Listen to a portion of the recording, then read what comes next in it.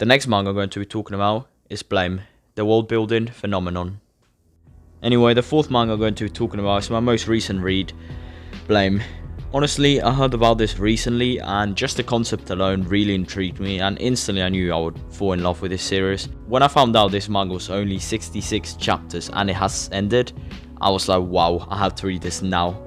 I wasn't planning on reading anything, but anyway, I ended up picking it up, and trust me, I do not regret it. If you know about the manga already, I'm pretty sure you're familiar with this expression, but Blame is a story that shows rather than tells. For example, there are chapters where nothing is said in the whole chapter, and it's just Nihei showing us his beautiful art and narrative skills, where we just see Kili going about his journey.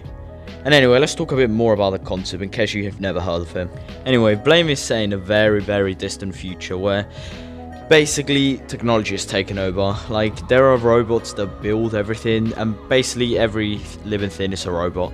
Humans are basically robots, and finding real organic humans is kind of rare in Blame. And basically these robots that keep building the world just kept on building and building. So our main character, Kili, is a guy who sets out to find a net terminal gene. The net terminal gene is basically the control remote for the entire world universe.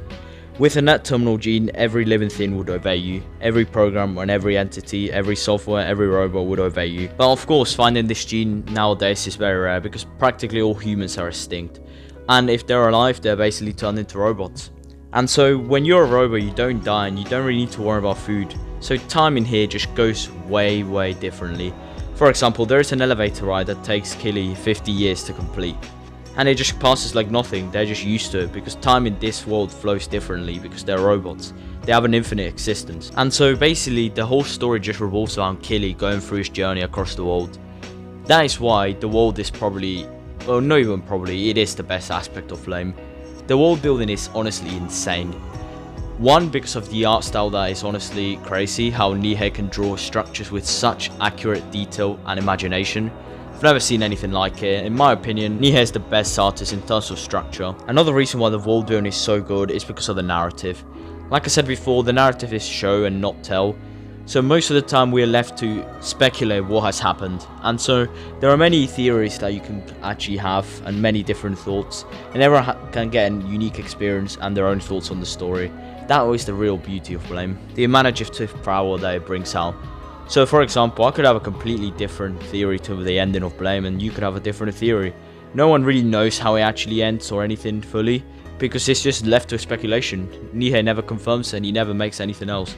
But that is actually the beauty and just like the uniqueness and attraction of Blame. It is PewDiePie's favorite manga, if I can point out, and I think it is a very well pick. But yeah, the narrative just helps enhance the world in the quiet and just horrific reality that it is. Like, you can go walking for years upon years. Like, I mean, probably the whole story takes place over thousands of years because Kili just takes ages to walk around the whole world and just transport himself. And like, by the end of the story, we get to find out like the whole world is around the universe, or like not really universe, but solar system size. One room itself is as big as Jupiter, and I mean there are millions of rooms probably. It could just be universe size. No one knows. Like, the world is probably infinite at this point. And like, honestly, yeah, it's just the world building is insane in Blame. I can't really speak about it because I just don't understand it fully. But yeah, look, to conclude, Blame is a very short manga, but a manga you probably won't forget. In my opinion, it has some of the best aspects in all of manga. For example, the world. I mean, it is my favorite anime manga. The art style is one of the best, could even become your favorite. And just the overall stories, it's just really innovative. Nothing has ever been made like it in terms of cyber and futuristic manga. Like, this overpasses Akira and honestly anything I've read in terms of futuristic mangas, and a lot of mangas in terms of world building. I mean, nothing has come close to it. I don't think anything probably will until around probably One Piece or some manga like that, because trust me, the world building in Blame is insane.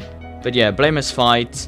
It has a story that comes to an end, and honestly, it's an ending I'm pretty happy and has grown on me by the time I've read it. I couldn't understand it fully at first, but after a bit, I've come to understand them more and more. Don't expect the amazing self-characters, but expect an amazing story and world.